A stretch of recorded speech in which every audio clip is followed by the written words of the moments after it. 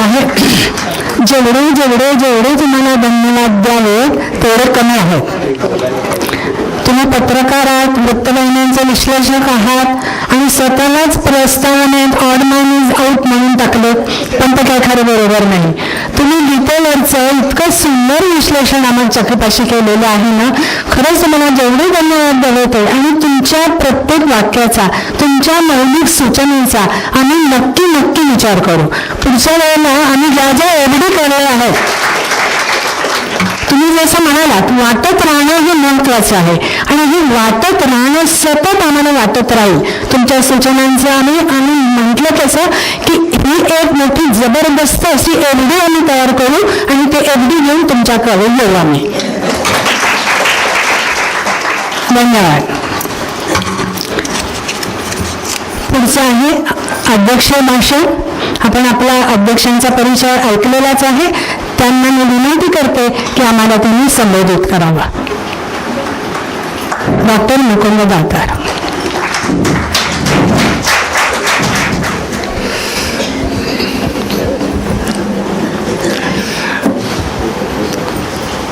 सभामंचाच्या ठिकाणी उपस्थित पत्रकार मकरंद मुळे, त्यांना आशीर्वाद देणारे अन्य ज्येष्ठ मंडळी, माझ्याबरोबर आलेले पुण्याहून मंडळी, समोर बसलेल्या अनुजाताई चोपडे आणि आपण सर्व ठाणेकर आणि अत्यंत उत्साही आणि खऱ्या अर्थानं सुसंस्कृत अशा प्रकारची मंडळी. गीताधर मंडळाचा अध्यक्ष म्हणून तुमच्यासमोर बोलत असताना किती वेळ बोलावं असा प्रश्न आत्ताच मी वंदना त्यांना विचारला. त्या आपल्या सौजन्यानं म्हणायला किती वेळ बोला, कार्यक्रम व्यवस्थित चाललेला आहे, वेळेत चाललेला आहे. पण मी बरीच वर्ष प्राध्यापक होतो आणि त्यामुळं प्राध्यापकाला पक्क माहिती असते की घंटा वाजायच्या आधी आपलं संपलं पाहिजे. त्याचं लक्षात ठेवून काय मला बोलायचं ते बोलतो. पण बोलत असताना पुन्हा सांगतो, प्राध्यापक म्हणून माझ्या बोलण्याचे काही टप्पे असतील, त्या सगळ्या टप्प्यांच्याकडं थोडं लक्ष द्या.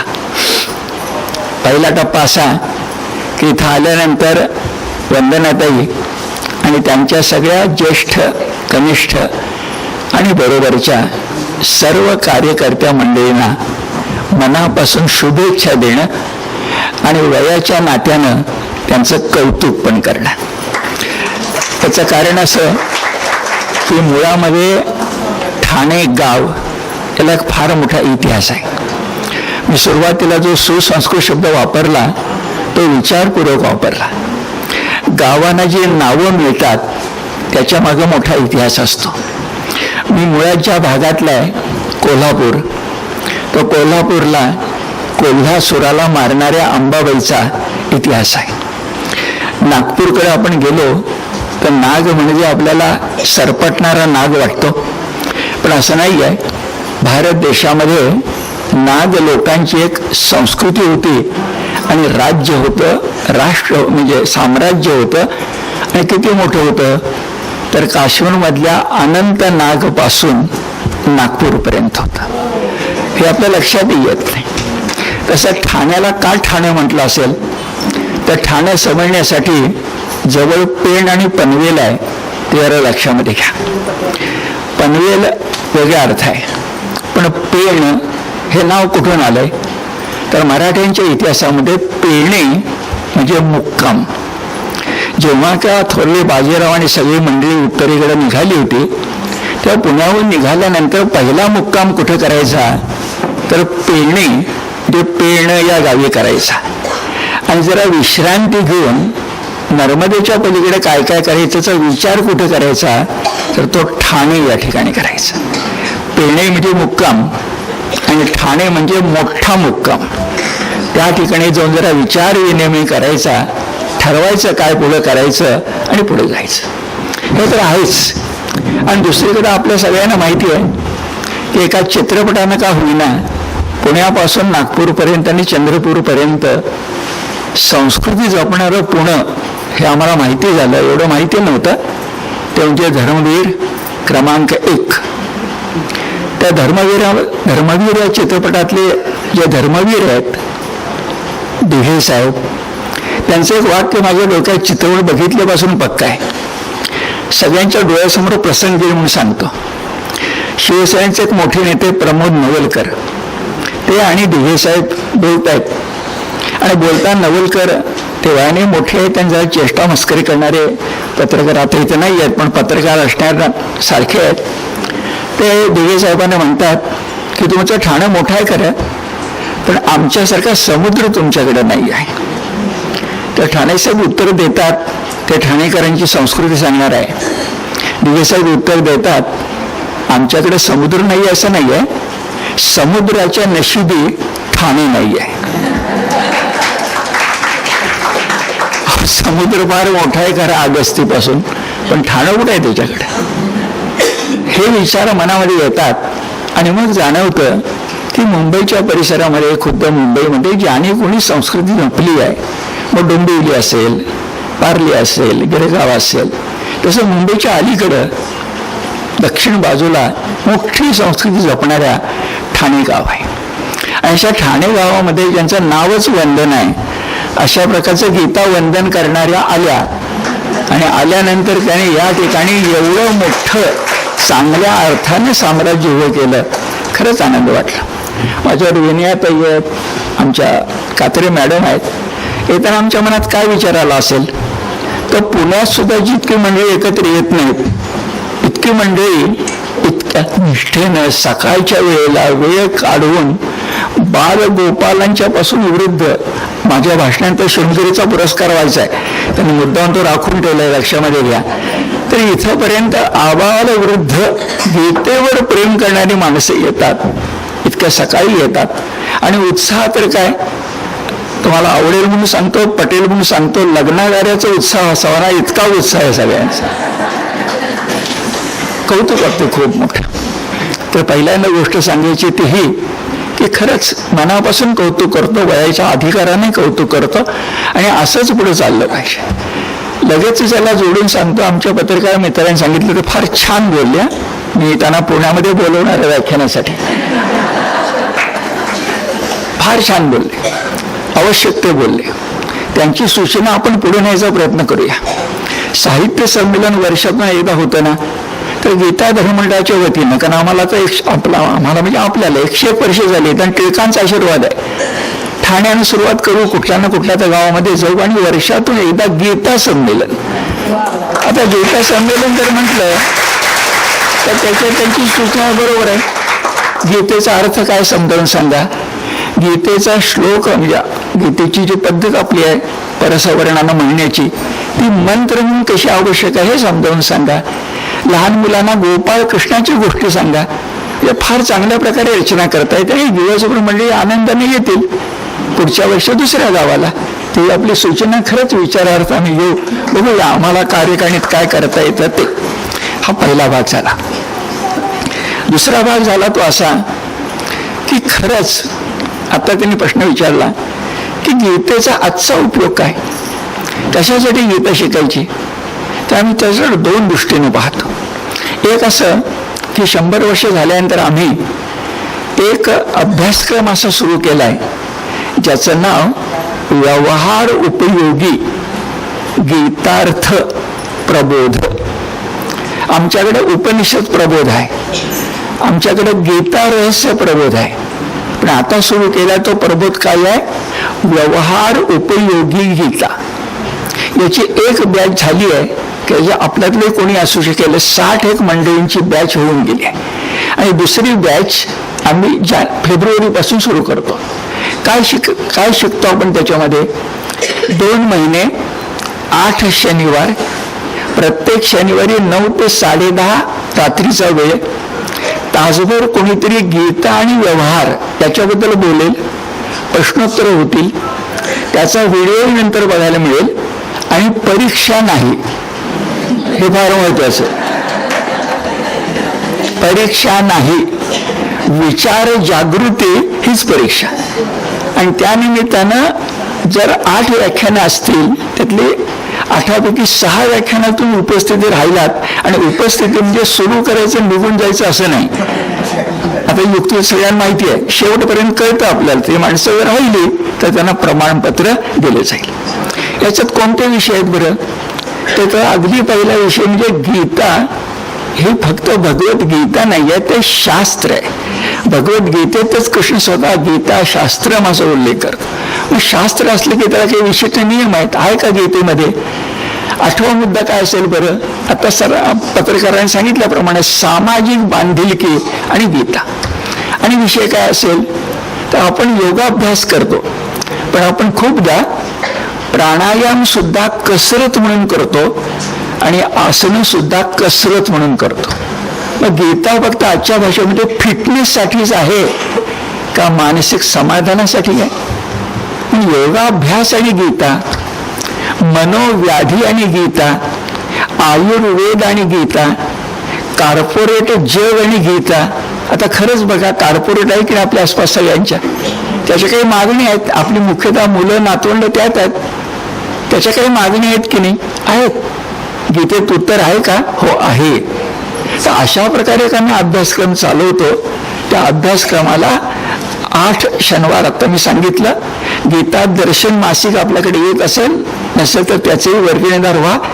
55 वर्ष अखंडपणे चाललेलं, कोविडमध्ये सुद्धा चाललेलं, हे म्हटलं तर महाराष्ट्रातलं आता शिल्लक राहिलेल्यामधलं एकमेव, कारण पुरुषार्थ नाही आहे, अन्य नाही आहे, एकमेव असं सांस्कृतिक मासिक आहे. त्यातही सगळी माहिती आपल्याला मिळेल.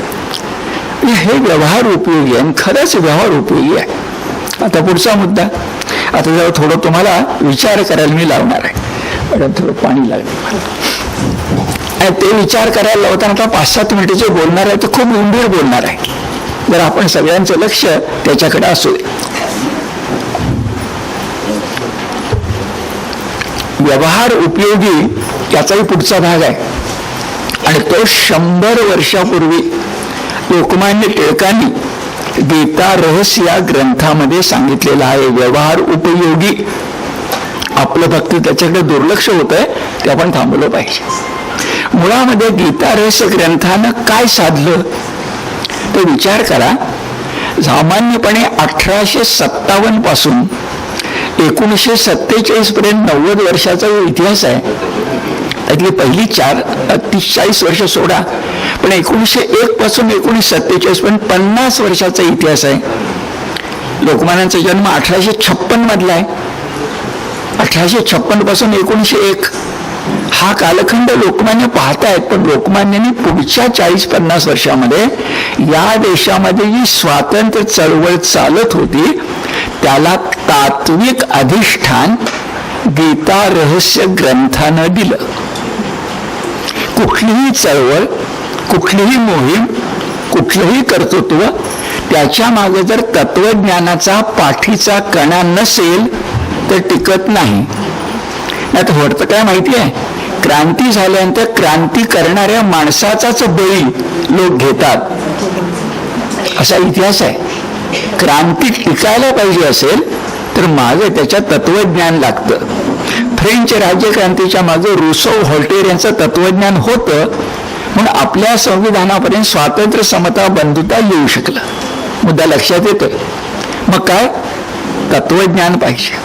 तर गीता रहस्य तत्वज्ञान कसं आहे थोड्या वेळाने सांगतो. पण गीता ही आपल्याकडं या देशाच्या स्वातंत्र्य युद्धात भाग घेणाऱ्या प्रत्येकाच्या हातात आहे. मग तो स्वातंत्र्यवीर सावरकरांसारखा शस्त्र हातामध्ये घेणारा असू दे किंवा महात्मा गांधींसारखा शस्त्र नको म्हणणारा असू दे, गीतेला पर्याय नाही. गांधीजी अनासक्त योग सांगत असतील तर स्वातंत्र्यवीर सावरकर स्वातंत्र्य देवीसाठी भंडाऱ्यासारखं आपलं आयुष्य उधळून देणं हे सांगत असतील. भगतसिंग असतील, मदनलाल धिंगरा असेल, खुदेराम बोस असेल आणि अगदी नेताजी सुभाषचंद्र असतील, तिथपर्यंत गीतेला पर्याय नाही. म्हणून खरं तर आपल्या संविधानामध्ये राष्ट्रासाठी प्रयत्न करणाऱ्या मूल्यांचा आदर करणं असे कर्तव्य आहे. आणि नव्या शिक्षण पद्धतीत तेच येते की गीता ही कंपल्सरी व्हायला पाहिजे, कारण त्यांनी या देशाचा स्वातंत्र्य युद्ध चालवलेलं आहे. आलं लक्षात? हे तत्वज्ञान. पण लोकमान्यांनी हा ग्रंथ लिहिताना फक्त तत्वज्ञान म्हणून लिहिलेला नाही.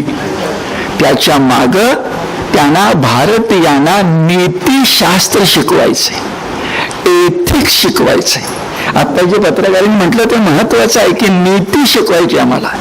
आम्ही हिंदू सहिष्णू आहोत, आम्ही हिंदू कधी कधी सद्गुण विकृती करतो, इतके वेडे आहोत. हे सगळं काय आहे बरं? हे सगळं आपण नीतिशास्त्रामध्ये समजून घेतलं पाहिजे.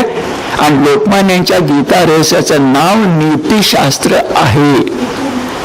मी तुम्हाला गृहपाठासारखं सांगतो, घरी गेल्यानंतर घरात जर गीता रहस्य असेल नसेल तर ग्रंथालयातून आणा. गीता रहस्याच्या पहिल्या पानावर काय काय लिहिले बघा. वर असं लिहिले गीता रहस्य, त्याच्या खाली लिहिले कर्मयोग शास्त्र, आणि त्याच्या खाली लोकमान्यांनी तो प्रबंध असल्यामुळे त्याला उपशीर्षक दिलंय. इंग्रजीत आहे पण फार महत्वाचं आहे. काय आहे बरे शब्द त्या ठिकाणी? काय गीता रहस्यात आहे? कर्मयोग शास्त्र, गीता शास्त्र. पण काय आहे? नीट शब्द बघा. The Hindu philosophy of life, ethics and religion. मी म्हणतो तसं आहे की नाही? घरी जाऊन बघा काय काय शब्द आहेत. The Hindu philosophy. एक ठाणे आणि पुण्याने तरी महाराष्ट्राला सांगितलं पाहिजे की हिंदू म्हणायला आम्ही लाजणार नाही. सनातन, हिंदू, वैदिक, आर्य एकच आहे. आम्ही लाजत नाही, लाजणार नाही. हिंदू फिलॉसॉफी म्हणजेच भारतीय.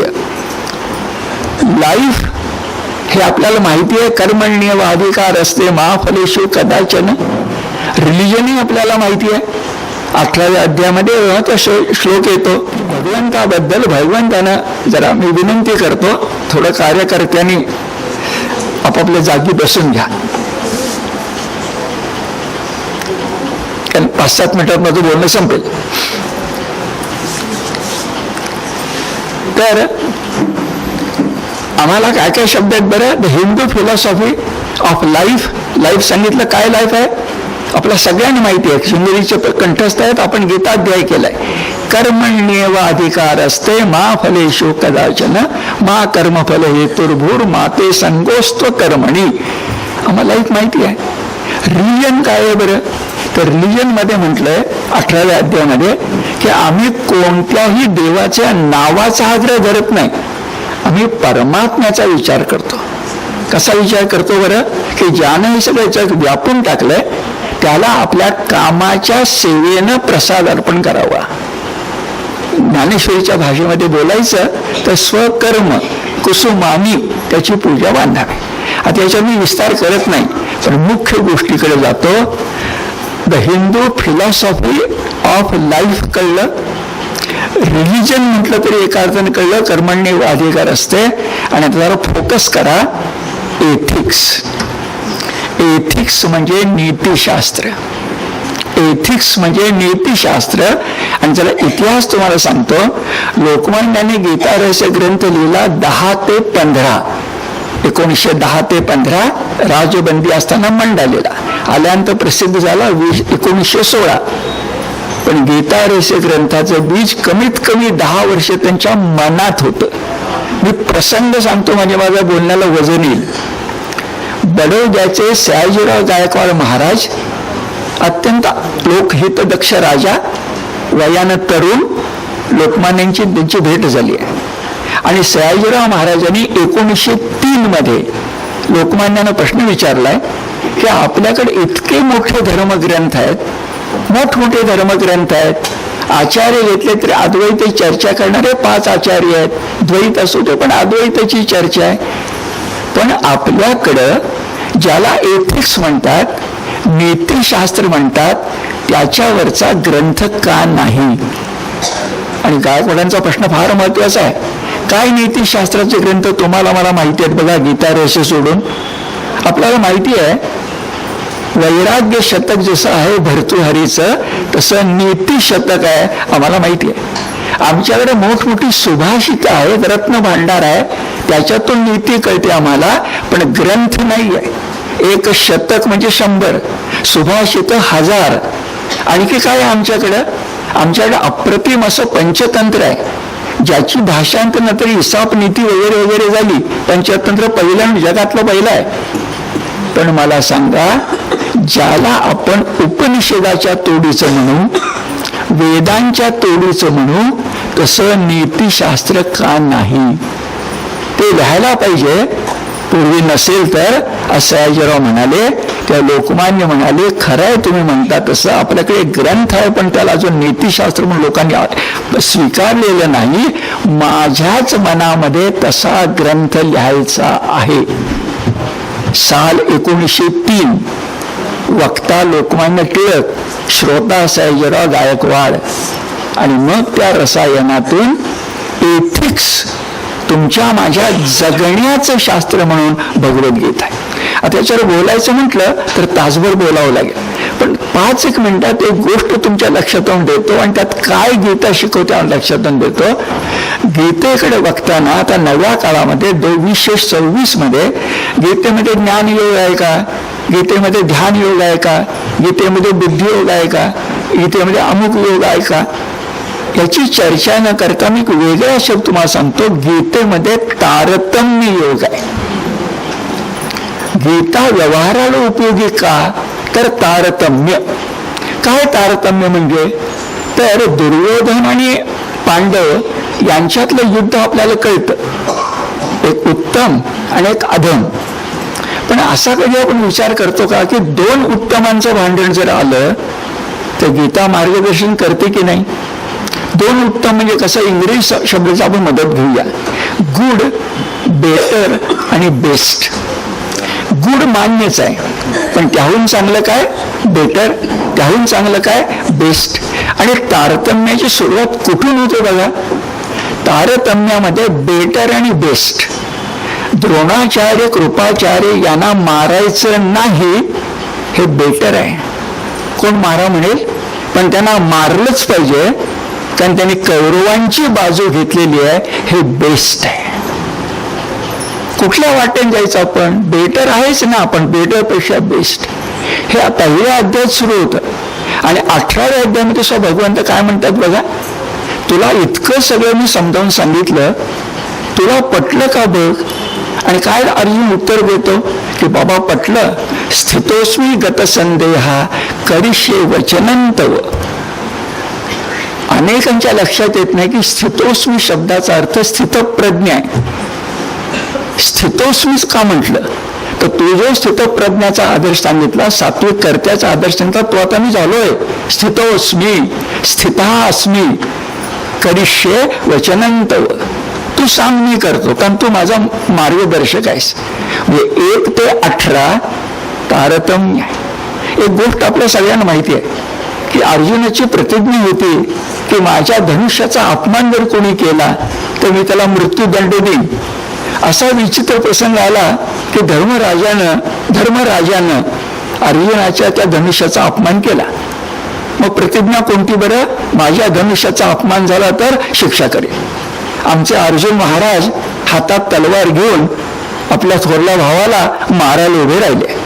एक महाभारताची गंमत तुम्हाला माहिती आहे का, पांडवांनी प्रतिज्ञा करत जायचं आणि कृष्णाने प्रतिज्ञा राखायचं काम करायचं. काय हे पांडवांची जादू मला काही कळतच नाही. कृष्ण नसता तर काय झालं असतं, उठल्या सुटल्या प्रतिज्ञा करायचं. पांडवांनी ठरवूच टाकलं. जयग्रथाची गोष्ट आठवाल ना, मारीन एवढं नाही, उद्या मारीन नाही तर मी मरेन. लक्षात आलं.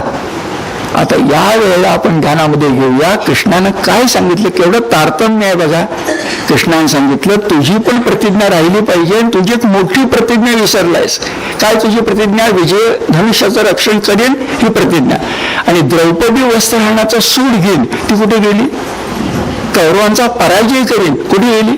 म्हणजे मोठी प्रतिज्ञा विसरलास आणि छोट्या प्रतिज्ञेच्या मागे लागलास. तारतम्य नव्हे, मोठी प्रतिज्ञा लक्षात ठेव, छोटी नको. आणि कृष्ण इतका हुशार आहे, तुझं पण राहिलं पाहिजे तारतम्य. मग काय कर, तुझी प्रतिज्ञा काय शिक्षा करणार, मृत्यूदंड देणार. अरे जो संभावित असतो त्याची निंदा केली तर ती मृत्यूपेक्षा वाईट असते. संभावित कीर्तीत मरणादरिच्यते, मरणापेक्षा वाईट असते. मग काय कर, काय गंमत आहे बघा. कृष्ण सांगतो म्हणून ऐकायचं. अर्जुनाला म्हणाला माझ्या देखत धर्मराजाला 4 शिवे दे. संभावितस्य च कीर्ती च अकीर्ती मरणात अतिरिच्यते अतिही उच्यते. हे जर लक्ष आपण घेतलं तर तू शिक्षा म्हणजे अर्जुनाचं पण प्रतिज्ञा राहिली आणि मूळ मोठी प्रतिज्ञा पण राहिली. शेवट करताना सांगतो, आपण सगळी संसारी माणसं आहोत म्हणून सांगतो. गीता घरामध्ये किती असते, त्या घरातला कर्ता पुरुष असतो ते आपलं नेहमी बेटर आणि बेस्ट येतं. बायकोचं ऐकायचं का आईचं ऐकायचं, तिथे गीता उपयुक्त ठरते. बायकोचं ऐकायचं का आईचं ऐकायचं, गीता सांगते घराचं ज्यात भलं असेल तीच ऐकायचं. घर टिकलं पाहिजे, कुटुंब टिकलं तर भारतीय संस्कृती टिकणार आहे. आता मला सांगा, गीता किती आपल्याला उपयोगी पडली बरं. हे घरातलं भांडण मिटवायला गीता चालते. सिंदूर ऑपरेशन करायला गीताच असते. सिंदूर नाव उभीच आलं नाही आपल्या पंतप्रधानांच्या मनामध्ये. अरे तो कुंकुम तिलक आहे, ती सौभाग्यवतीची खूण आहे, ते मंगलप्रद आहे, उभीच येत नाही. हे सगळं ध्यानामध्ये घ्या आणि हा विचार ठाण्यामध्ये वाढू दे. खरंच जे काम करता तुम्ही अप्रतिम काम करता, सगळी माणसं त्यात सामील होऊ देत. खरंच नव्या काळामध्ये गीतेशिवाय आपल्याला तरणोपाय नाही अशी स्थिती आहे. हा देश जर विश्वगुरु व्हायचा असेल, नुसती अर्थव्यवस्था होऊन नाही. काल जर्मनीला मागं टाकलं, 3ऱ्या क्रमांकाला गेलो, चांगलीच गोष्ट आहे. पण अर्थ मिळवले सगळे नसतं. अर्थ एक पुरुषार्थ आहे. आमचा पुरुषार्थ मोक्ष आहे. आमचा पुरुषार्थ म्हणजे वारकरी पंचम पुरुषार्थ म्हणतात, भक्ती आहे. आलं ध्यानात. म्हणून गीता ही आपला जीवन गीता आहे, जगण्याचा मार्ग आहे, ते एथिक्स आहे, लाईफ ऑफ फिलॉसॉफी आहे, लाईफ आहे, सगळंच आहे. गीता म्हणजे गीता आहे, दुसरं काही नाही. असे आपण सगळे गीता भक्त आहोत, याचा मलाही आनंद आणि अभिमान वाटतो. आणि तुमच्याकडे बघून तीच भावना मनामध्ये येते. मनपूर्वक धन्यवाद.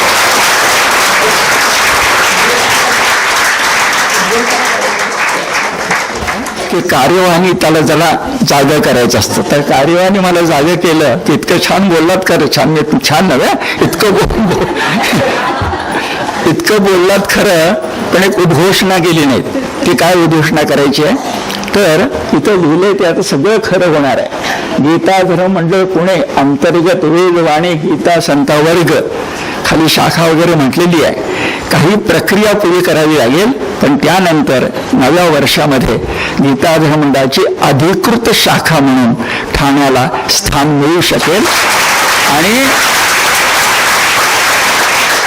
काही प्रक्रिया पुरी झाल्यानंतर, पण एक सांगतो की ती अभिमानाची गोष्ट आहे की अधिकृत शाखा ही या नव्या शतकातली 100 वर्ष पुरी झाल्यानंतरची पहिली शाखा असेल. महाराष्ट्रामध्ये दुसरी शाखा नाही.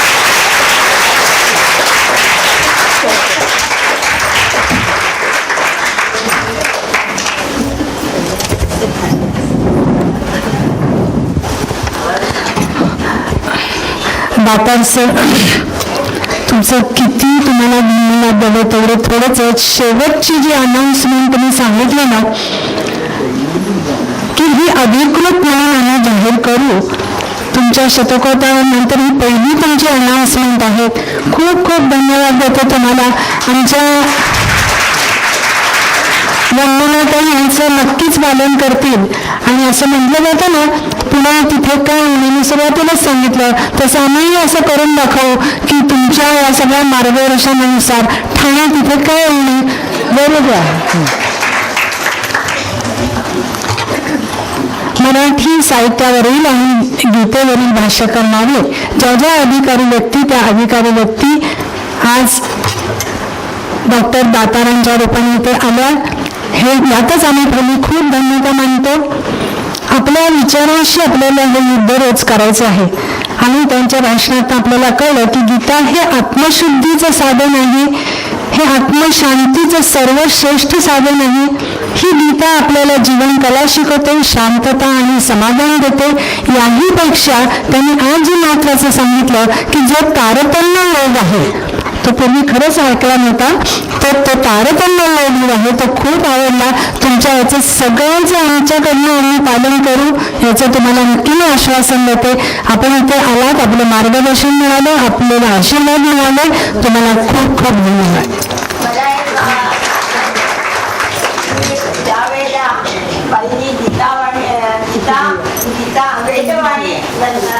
गीता ग्रंथावरचं म्हटलं तेव्हा माझ्या असं सहज मनात आलं की गीता धर्ममंडळाने यांना परवानगी म्हणजे तुम्ही जे आज अधिकृत सांगितलं त्याबद्दल म्हणजे ही गोष्ट होयलाच पाहिजे होती.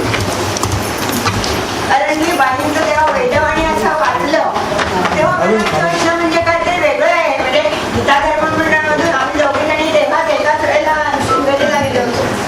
पण गीता वेदवाणी म्हणजे काहीतरी यांनी वेगळं केलं की काय, म्हणजे इथून वेगळ्या झाल्या की काय अशी लोकांना शंका.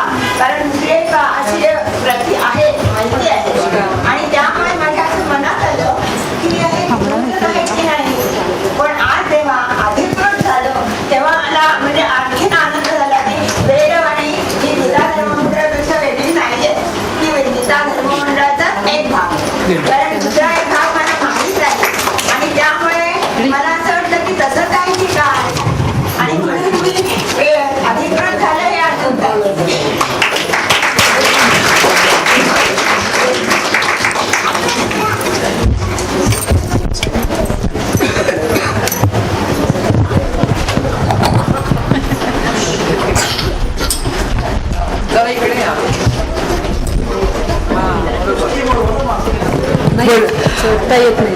चढता येईल मला.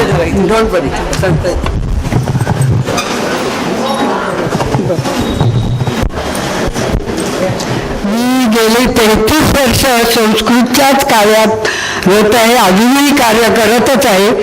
तेव्हा आपण जे सांगितलं म्हणजे जो 18-20 वर्षांचा वगैरे जो वेगळा वर्ग आहे तो आम्ही नक्की इथे चालू करू. कारण प्रौढांसाठी ह्याची अतिशय गरज आहे सारखं. कारण वेळेत येणं सगळ्यांना जमत नाही, त्यामुळे तो वर्ग तर आम्ही करूच. आणि वंदना त्यांच्या सहवासात आणखीन गीतेचे कसे वर्ग चांगले चालतील याची मी नक्की काळजी घेईन आणि त्यांना मदत करेन. धन्यवाद. जरा 1-2 गोष्टींचे खुलासे करतो. कारण पहिली तुमची शाखा आहे, पाठोपाठ नाशिक कोल्हापूर वगैरे प्रकारची मागणी आहे, तिथे आम्हाला तेच सांगायचं आहे. मग काही गोष्टींचा खुलासा करतो. पहिला खुलासा असा की गीता धर्ममंडळाची अधिकृत शाखा एवढा शब्दवर असेल, गीता धर्ममंडळ पुणे अधिकृत शाखा, आणि खाली जे नाव असेल ते जे आत्ता आहे तेच कायम राहील. वेदवाणी जो आहे ते ठाणे, नाशिकचं वेगळं असेल, कोल्हापूरचं वेगळं असेल. झालं. दुसरा मुद्दा असा की शाखा म्हटल्यानंतर आमच्या मनात आमच्या घटनेमध्येच असं लिहिलेलं आहे की शाखा याचा अर्थ जरा नेमकं सांगतो म्हणजे आपल्या लक्षात येईल की पुण्यानं ठाण्यावर बॉसिंग करायचं का, बॉस म्हणून काही करायचं का असं नाही. आमचा आदर्श विनोबांचा आहे. विनोबांचा आदर्श म्हणजे असं, वर्षातून एकदा एकत्र विचार करायचा, वर्षातून एकदा, आणि ते दिवस गोकुळाष्टमी. तर गोकुळाष्टमीला ते दिवशी नसेल दुसऱ्या दिवशी एकत्र विचार करायचा, केंद्रीकरण वर्षातून एकदा, आणि 364 दिवस विकेंद्रीकरण. म्हणजे जे तुम्हाला करायचे ते तुम्ही करा, मूळ तत्व न सोडता. गीता धर्म हा राष्ट्रधर्म, कर्मयोग हा या देशाचा धर्म, तुमचा पंथ कुठलाही असू दे, पण या देशात तुम्हाला राहायचं असेल तर वंदे मातरम कहना होगा. तसं तुम्हाला गीता धर्म मानावाच लागेल, शंका नाही. दुसरा मुद्दा लक्षात आला. त्यामुळे हे निश्चितपणे नाव आहे ते राहू शकतं, सगळं व्यवस्थित चालेल. तिसरी गोष्ट, वर्षातून एकदा विकेंद्रीकरण, केंद्रीकरण विकेंद्रीकरण. तिसरे वाक्य लक्षामध्ये ठेवा. शाखा याचा अर्थ स्थायी प्रेरणा, स्थायी प्रेरणा, आणि वर्षातून एकदा मार्गदर्शन. म्हणजे मंडळाचा कोणीतरी पदाधिकारी वर्षातून एकदा येईल आणि मार्गदर्शन करेल. हस्तक्षेप करणार नाही, मार्गदर्शन करेल, पण प्रेरणा मात्र स्थायी. गीता धर्म मंडळ पुण्याचं कशासाठी? लोकमान्यांच्या विचारानं स्थापन झालंय म्हणून. खुलासा लक्षात आला. गैरसमज कुणाचा नको. ही सर्वोच्च पावती आहे. आजचा दिवस प्रत्येकाने अधोरेखित करून ठेवा, मनात खोलवर रुजवून ठेवा. गीता धर्म मंडळाच्या विनयात मंडळ कार्यवाह जे आहेत त्याही इथे बोलू इच्छितात त्यांना मी आमंत्रण इथे करते. आपल्या मंजिरीताई जोशी, स्नेहलताई नांदेडकर यांनी आपले उत्स्फूर्त विचार मांडले, ही सुद्धा एक पावती आहे आम्हाला इथली. म्हणून इथे मंडळ उपस्थित सज्जन हो, सरांनी सबंध तात्विक भूमिका मांडली. मी कार्यवाह आहे, तर मला रोजच्या कामाबद्दलच्या काही गोष्टींचा खुलासा करायचा आहे. तर इथे आता महत्वाची गोष्ट म्हणजे अधिकृत शाखा सांगितली. म्हणजे काय केलं तर ते स्वतंत्रपणाने सगळे कार्यक्रम घ्यायचे. म्हणजे इथे ज्या स्पर्धा होतात त्याचं तिथे आमच्याकडे कोणी पुण्याला कळवायचं, पुण्याने त्यांना उठायचं, हा जो प्रवास आहे तो आता करायची गरज नाही. हे महत्वाची गोष्ट. सगळ्या परीक्षा आणि सगळ्या तरी स्वतंत्रपणाने घ्यायचे. फक्त संपूर्ण गीता कंठस्थ मात्र पुण्यातच होईल. त्याचेही मात्र आपण कृपा म्हणून घ्या. बाकी सगळ्या काही काय असतं त्या ठिकाणचे वेगवेगळे प्रश्न असतात, त्या दृष्टीने त्यांना करायचे असतात, ते आम्ही पुण्यात बसून सांगणं बरोबर नाही. सरांनी शब्द छान वापरला, पुण्याहून बॉसगिरी होणार तुम्हाला मदतच मिळेल आणि प्रेरणा मिळेल. तर ती गोष्ट मला मुख्य सांगायची होती की आपण आता छोट्या छोट्या ज्या आपल्या सगळ्या स्पर्धा आहेत त्या स्थानिक ह्यावरातील वंदनातील सगळं तुम्ही तुमच्याच पद्धतीने करा. फक्त संपूर्ण गीता कंठस्थ मात्र पुण्यातील गीता पाठशाळेचा सुद्धा परीक्षा जे असेल त्याचं तुमच्याकडे येईल. परीक्षा इथे घ्या, पेपर इथे घ्या. म्हणजे मंडळाच्याच दृष्टीने आपल्याला सगळं त्या अध्याय आता स्कूल स्पर्धेचे जे अध्याय असतील ते यावर्षी हे अध्याय आहेत हे तुम्हाला कळवलं जाईल आणि मग त्याप्रमाणे तुम्ही इथे घ्या. तर या काही काही गोष्टी मला सांगायच्या होत्या. आणि एक मुद्दाम उल्लेख करते की गीतादर्शन मासिकाचा उल्लेख केला, त्याचं जरा मी मुद्दाम सांगते. कारण 150 रुपये वार्षिक वर्गणी असलेलं आपलं मासिक आहे आणि आज सगळी मासिकं धाड बंद पडलेली आपण पाहिली आणि आज 3-4 हजारावर वर्गणीदार असलेलं आपलं मासिक आहे. त्याच्यात सगळी माहिती मिळते. तर याच्यामध्ये विचार व्यक्त करण्यासाठी सुद्धा आपण पुढे व्हा. लेखक म्हणून पण या, वाचक म्हणून पण या. जितके गीतादर्शनचे वाचक होते तेवढा आपल्याला प्रसाराच्या याच्यात सुद्धा फार मोठा उपयोग होणार आहे. त्यामुळे ती मुद्दाने ही सगळी निवेदने आपल्याकडे येतील. म्हणजे दरवेळेला आपल्याला गोष्टी कळतील अशा दृष्टीने ते बरं पडेल. सरांनी ज्या व्यवहारोपयोगी गीते सांगितलं त्याची सुद्धा सगळी माहिती या अंकात नक्कीच आलेली आहे. तर थोडी त्या बाबतीत आपण जर पुढाकार घेतलात तर हे काम आणखीन सोपं होणार आहे.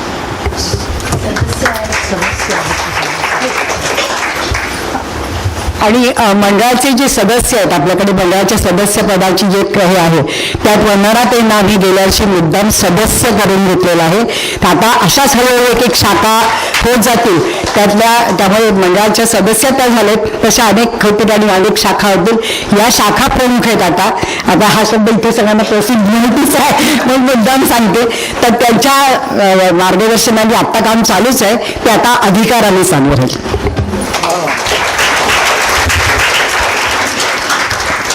एका मागणी अशा अत्यंत भावपूर्ण अशा या अनाउन्समेंट आहेत. धन्यवाद आपल्या सर्वांचे. श्रोते, पुढच्या कार्यक्रमाकडे जाऊया. आपण खुल्या गट स्पर्धेची आपण 1, 2, 3 याप्रमाणे अभ्यासाच्या परीक्षा घेतल्या जातात. पुण्याच्या गीता मंडळातर्फे घेण्यात येणाऱ्या गीता कंठस्थ परीक्षेस आमचे विद्यार्थी बसतात.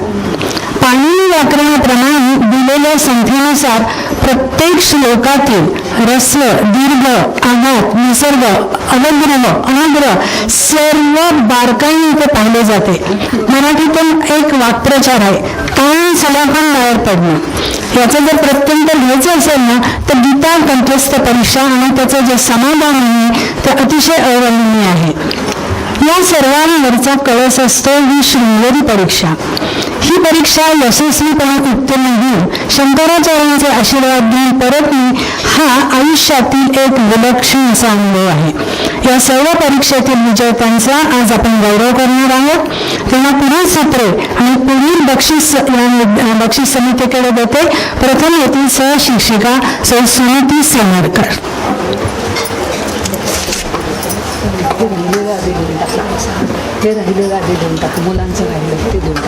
आता आलेली आहे उशिराने तर त्यांचे आता मी नावं घेते त्याप्रमाणे यावं आपण.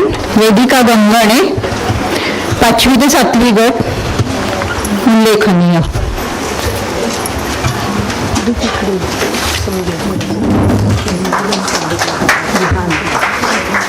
विहान अहिरराव,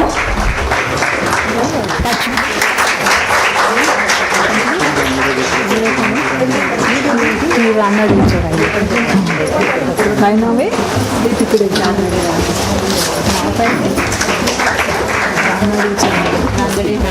तर प्रमुख पाहुणे प्रमुख पाहुणे नाही आहेत, तर आता डॉक्टर मुकुंद दातार यांना मी विनंती करते की त्यांनी विजेत्यांना बक्षिसं द्यावी म्हणून. पहिल्या अध्यायाची परीक्षा आहे, त्याच्यामध्ये मधुगंधा काळे हिला उत्तेजनार्थ बक्षीस मिळालेलं आहे. लगेच पण 1 अध्याय पाठांतर, 2 अध्याय पाठांतर, 3 अध्याय पाठांतर याचं आपण सांगतोय. ते 1 अध्याय पाठांतरामध्ये उत्तेजनार्थ, 2 अध्याय पाठांतरामध्ये मधुगंधा काळेला प्रथम आणि 3 अध्याय पाठांतर मध्ये तिने नाही. हां, ओके, असं सांग. आणि 2 अध्याय पाठांतरामध्ये तिला प्रथम पारितोषिक मिळाले आणि ज्या परिस्थितीत तिने परीक्षा दिली आहे आणि प्रथम क्रमांक मिळवला आहे ना, तर तिचं खूप कौतुक असतं. नंतर कविता परब 1 अध्याय परीक्षेमध्ये तिला उत्तेजनार्थ मिळालंय पाठांतरमध्ये आणि 2 अध्याय पाठांतरामध्ये द्वितीय अशी 2 पारितोषिक मिळाली.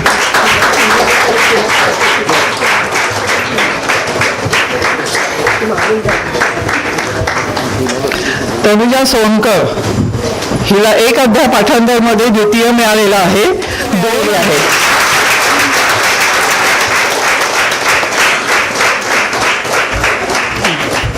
भारती जोशी 2 अध्याय पाठांतरमध्ये प्रथम पारितोषिक मिळालेलं आहे आणि 3 अध्याय पाठांतरमध्ये उत्तेजनार्थ मिळालेला आहे. पुढील नाव अपर्णा सावंत.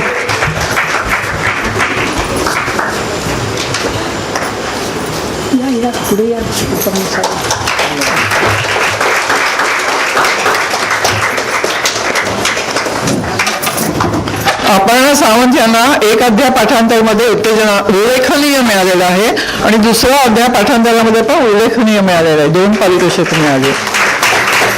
पुढचं नाव आहे सुप्रिया दळवी. 1 अध्याय पाठांतरमध्ये उत्तेजनार्थ मिळालेला आहे. गौरी कात्रे नेक्स्ट.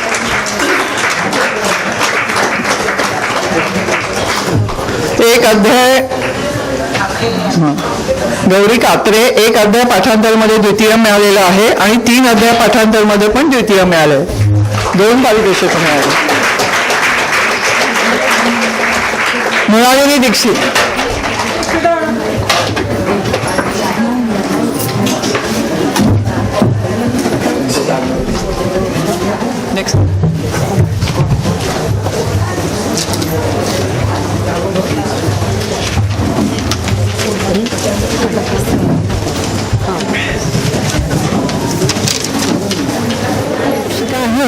1 धर्ममंडळ आयोजित पुणे यांची घेतलेल्या कंठस्थ परीक्षा उत्तीर्ण झालेल्यांसाठी. तत्पूर्वी एक आता थोडं निवेदन करते. गीता कंठस्थ परीक्षेमध्ये क्रमांक मिळवणाऱ्यांना मंडळातर्फे पारितोषिक दिले जाते. आजही अशी पारितोषिकं विजेत्यांनी मिळणार आहेत. पुण्याची ही परीक्षा तेथे जाऊन देणं ही सोपी गोष्ट नाही. तुम्ही केलेल्या पाठांतराची येथे अगदी कसोटी लागते. गीता पाठ करून तेथे जाऊन येणं हे महत्वाचं. क्रमांक मिळो वा न मिळो हा विचार वंदनाताईंनी केला आणि सुरुवातीला काही 3 वर्ष वंदनाताई स्वतः त्या विद्यार्थ्यांना पारितोषिक देत होता. म्हणजे गीता धर्ममंडळ देतच होतं, पण वंदनाताई स्वतः देत होता आणि नंतर काही शिक्षकांच्या सहाय्याने ही पारितोषिकी त्यांनी देणं चालू ठेवलं. कौतुक आणि आनंद म्हणून.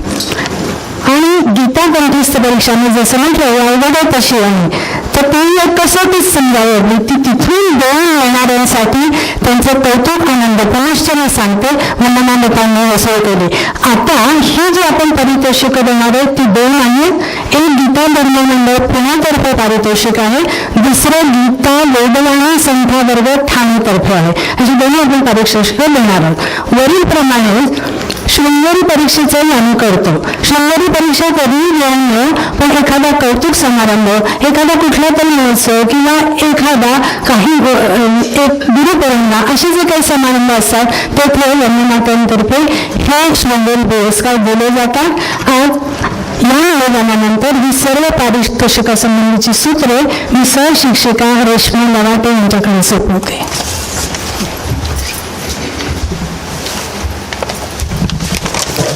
नमस्कार. नोव्हेंबर 2025मध्ये गीताधर्म मंडळातर्फे ज्या कंठस्थाची परीक्षा घेण्यात आल्या त्यात पारितोषिक आपल्या वेदवाणीतर्फे 18 जण गेले होते आणि त्यापैकी 11 जणांनी बक्षिसं प्राप्त केलेली आहेत. तेव्हा 18च्या 18 उत्तीर्ण तर झालेच आहेत, पण 11 जणांनी बक्षिसं, तेव्हा सगळ्यांसाठी जोरदार टाळ्या. आता मी नावं वाचून दाखवते. अद्वैत काळे प्रथम पारितोषिक. मान्यवरांना विनंती करतो की त्यांनी यांचा सन्मान करावा बक्षीस देऊन.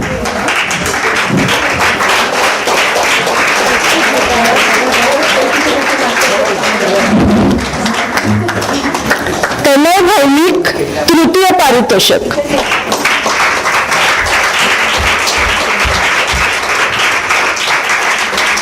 पुढचं नाव आहे श्रीरंग हळवे तृतीय पारितोषिक.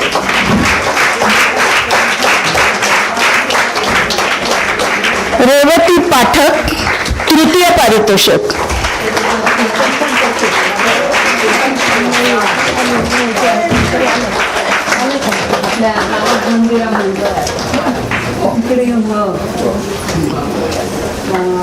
पुढचं नाव आहे नंदिनी गोरे उल्लेखनीय.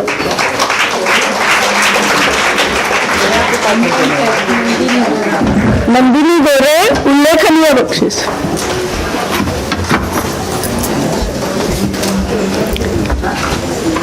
त्याच्या पुढचं नाव आहे अमृता परांजपे उल्लेखनीय बक्षीस.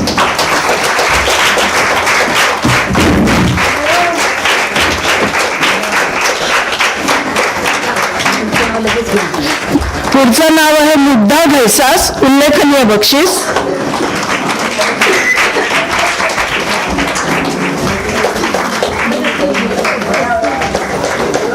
त्यानंतरचं आहे अनंत देवधर उल्लेखनीय बक्षीस.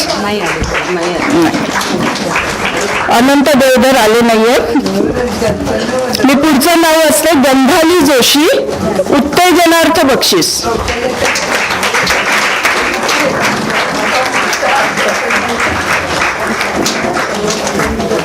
त्याच्या पुढचं नाव आहे मीनाक्षी दळवी उत्तेजनार्थ बक्षीस. गंधाली जोशी.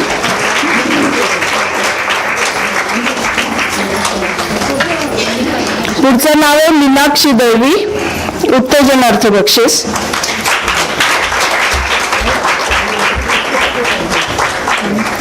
त्याच्या पुढचं नाव आहे नंदिनी प्रभू उत्तेजनार्थ बक्षीस.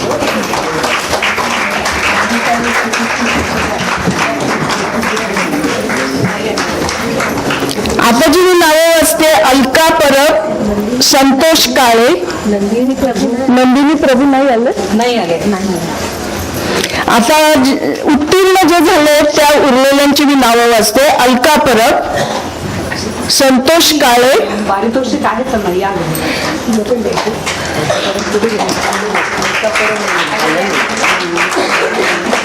त्यानंतर पद्मजा नलावडे.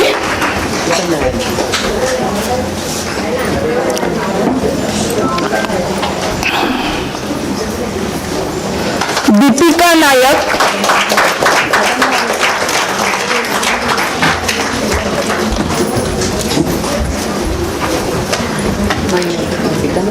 ज्योती कयाळ.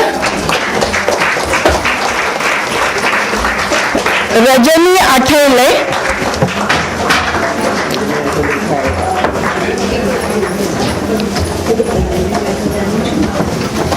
आणि श्वेता नेकलीकर. धन्यवाद. पुढची सूत्र मी वंदना ताईंकडे येते.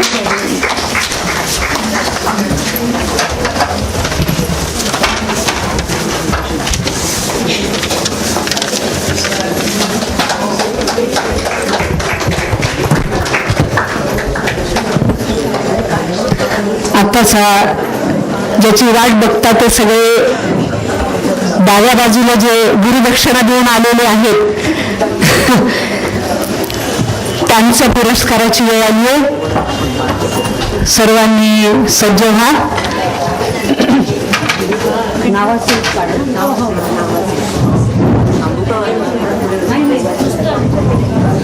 विनयाताई ज्यासाठी आज इतक्या आतुरतेने इथे आले ते पुरस्काराची वेळ झालेली आहे. 17 साली जो वर्ग माझा सुरू झाला त्या वर्गात ना प्रत्येकाला हातात चाबूक घेऊन दांडा घेऊन जे काही करायला लावलं ते कोरोना काळामध्ये आपल्या तारखा आल्या होत्या तरी कोरोना काळ म्हणून तिथे शृंगेरीला जाता नाही आलं. तर त्यानंतर जे काही तारखा आल्या त्या 19 जून 2022 या दिवशी 6 जण गेले होते. त्यामध्ये रजिता पाठक ही आत्ता सध्या नागपूरला असते. तिच्या काही कारणास्तव तिने तिकीटं काढलेली कॅन्सल केली आणि नाही येऊ शकली. त्यानंतर अस्मिता ताम्हणकर, तुमचं नाव प्रतिभा खांडे, रश्मी साठे, शैला कन्नाडकर,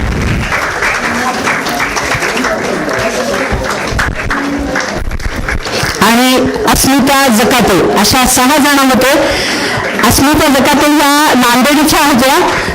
त्यांनाही काही कारणामुळे नाही येता आलं. पुढची तारीख होती 22 जून 2022. या दिवशी 3 नावं आपल्याकडनं 3 जण गेलेले होते आणि 3 तमिळनाडूचे होते त्यांच्याबरोबर. पण काही कारणास्तव ते नाही आले आणि त्यांची परीक्षा खूप सुंदर झाली. त्यामध्ये पहिले नाव वंदना नवरंगे, संपदा काळे आणि श्यामल परांजपे.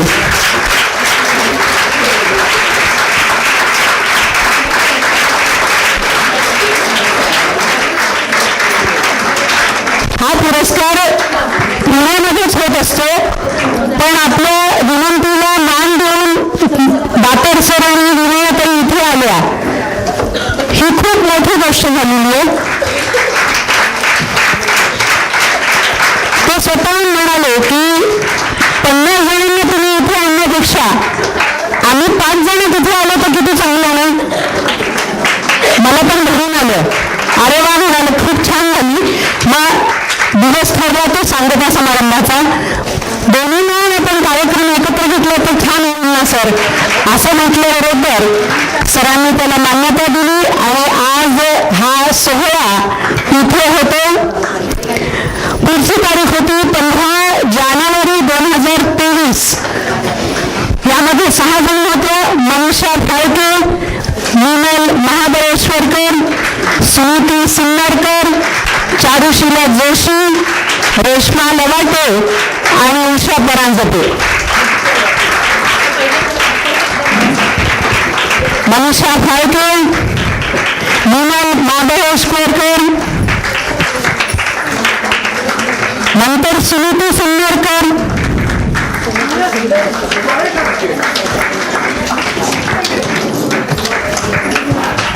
चारुशीला जोशी,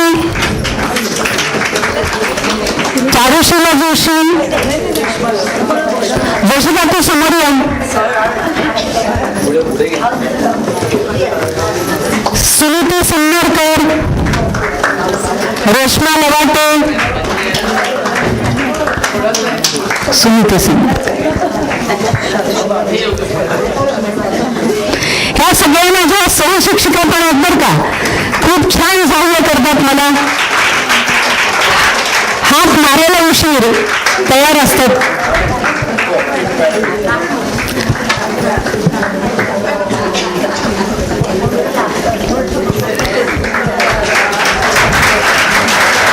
त्यानंतरची आम्हाला तारीख मिळाली होती 22 जानेवारी 2023. त्यामध्ये रेणुका परांजपे, नभा पलुसकर, स्वाती आठवले, प्रतिभा सारंग आणि ज्योती सोमन आपल्या निवेदिका.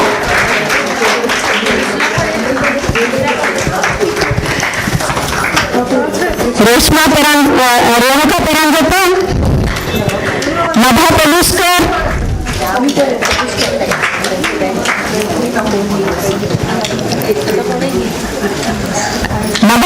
आता इथे क्लास झाल्यानंतर पुण्यामध्ये गेली आहे आणि ती एका टीचरला सहाय्यभूत झालेली आहे. तिथे ती क्लास घ्यायला लागली आहे. स्वाती आठवले. स्वाती आठवले.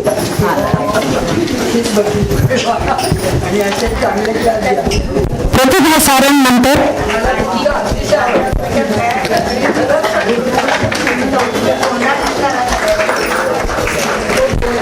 ज्योती सोमण. ज्योती सोमण.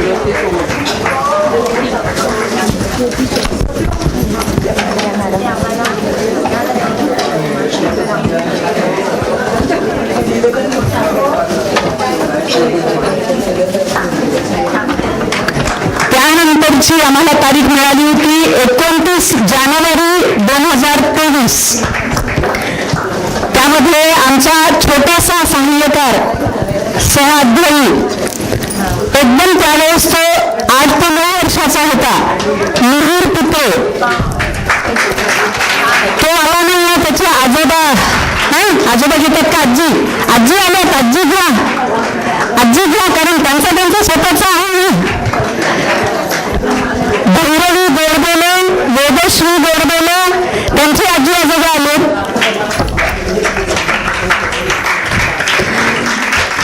मिहीर पित्रेच्या आजी घरामध्ये काका आणि काकू गीता म्हणत म्हणत त्यांनी पाठांतर करत होते आणि त्यांचं ऐकून ऐकून त्या छोट्याने कधी पाठ केली हे त्यांनाच कळालं नाही. त्यांना आश्चर्याचा धक्का होता की आम्ही पाठ करत असताना हा कधी पाठ करून निघाला कळालंच नाही. आणि त्याच्या मुंजीच्या उपनयन संस्काराच्या आधी त्यांनी परीक्षा पण दिलेली होती.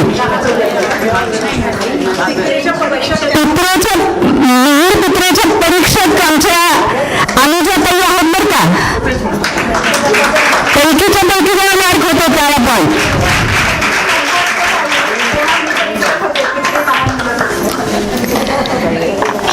भैरवी गोडबोले आणि वेदिका गोडबोले या नातींना कोरोनाच्या काळामध्ये त्या ह्यांच्या घरी अडकल्या आणि अडकलेल्या काळामध्ये त्यांनी तो काळ इतका सत्कारणी लावला की आपल्या नातींना दोघींना गीता शिकवली आणि कंठस्थही करून घेतली त्यांच्याकडनं.